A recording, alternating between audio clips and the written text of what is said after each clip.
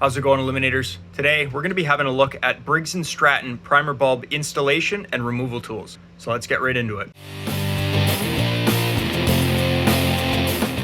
So today we're going to be working on this Simoniz S2000 pressure washer. It has a Briggs and Stratton, what's known as a 500 series engine. So this is a 5 horsepower engine, and it has the gas tank on the side with the plastic carburetor mounted to the top of it. Now, the pump has been removed from this because the bearing ended up going on the pump.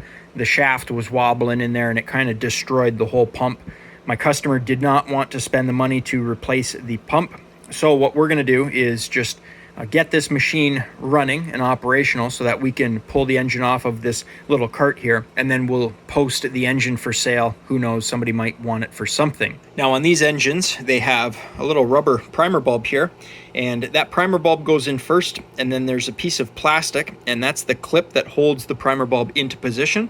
And it just uses 2 arms on the side of the primer bulb there, and they kind of spring out, so when you push them in, they clip out and they hold that primer bulb in there.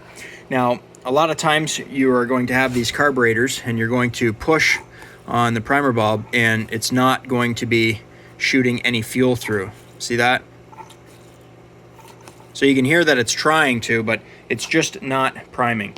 So the issue is that there's probably a leak in here somewhere, and I figured this would be a perfect time to showcase the official Briggs and Stratton primer bulb removal and installation tools. So I have both of the tools in front of me here. This is going to be your primer bulb clip removal tool, and this is the primer bulb clip installation tool. Now the part number for the removal tool is going to be a 19461. You guys can see primer removal tool. And for the installation tool, we're going to come up here, and the part number is a 19462. Now the way this works is, well, quite simple, guys.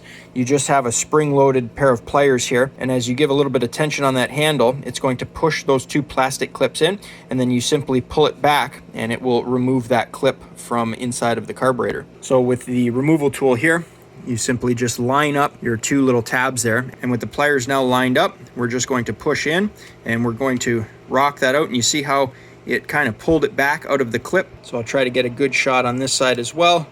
So we're just giving a little bit of tension on the pliers and pulling back, and then you should be able to just rock that free as long as you get the 2 clips out. And you can see a little bit of fuel came out of there, so all of that fuel was just sitting inside of this primer bulb here, and unfortunately it wasn't priming and shooting into the engine. And like I said, the primer bulb goes in first, and then that little plastic clip goes around it. So I'll go ahead and get a new primer bulb and a new clip, and I'll show you how we're going to properly use the primer bulb installation tool. Now, if you wanted to go ahead and just simply replace your plastic Briggs and Stratton carburetor, you can go ahead and get one of these OEM plastic carbs. The part number is going to be a 795477, and you can see here that I have a box, and I just wrote down plastic carb parts because I get a lot of new ones. They come with some extra parts, and whichever ones I don't use, I put into this box here. However, if you do order one of these carburetors, you can get them from anywhere from $35 to about $55 Canadian, and they do come with the primer bulb already installed, and most of the time they're going to come with the gasket, the diaphragm, and the screws as well. So like I said, you guys can see I have a whole whack of parts in here.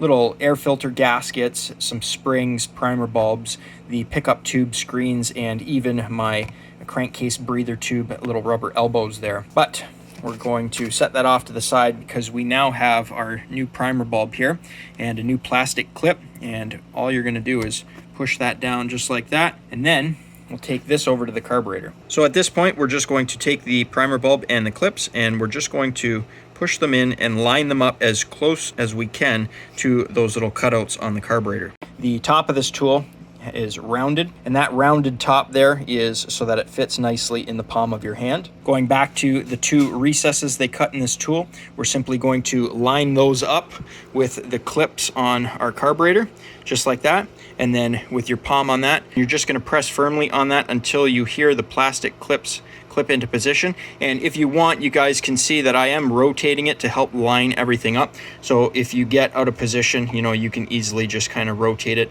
to line yourself up the best you can. And then, like I said, we'll just push and that is now installed. So as I was depressing that clip into the carburetor, you guys heard that little click. That is the sound of those little clips snapping into position. So with the new primer bulb installed, we can go ahead and depress it, try to get some fuel to flow, and then now you guys can see that the fuel is squirting into the intake manifold, which will bring it all the way back to our cylinder. So that is how you properly use the Briggs and Stratton primer bulb removal and installation tools. Well, just a quick little how-to video today on some Briggs and Stratton tools. I like doing these little OEM tool showcase videos because although I don't use those tools every single day, I do use them more than you would think, and having the proper tool for the proper job makes it so simple. You guys saw how easy it was to remove that clip so we can pull out the old primer bulb that was not priming the engine. And then the installation tool is super simple. You just line up those two little clips, depress it with your hand, and it pops right in. If you were using some kind of other pair of pliers, you're probably gonna end up damaging the carburetor. I've seen people go in there with even some flathead screwdrivers and try to pry them out.